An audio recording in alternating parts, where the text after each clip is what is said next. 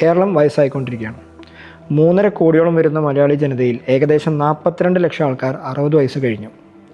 വൃദ്ധരുടെ വയോജനങ്ങളുടെ മാനസികപരമായ പ്രശ്നങ്ങളെയാണ് നമ്മൾ സൈക്യാട്രിസ്റ്റിൽ geriatric psychiatry എന്ന് വിളിക്കുന്നത്.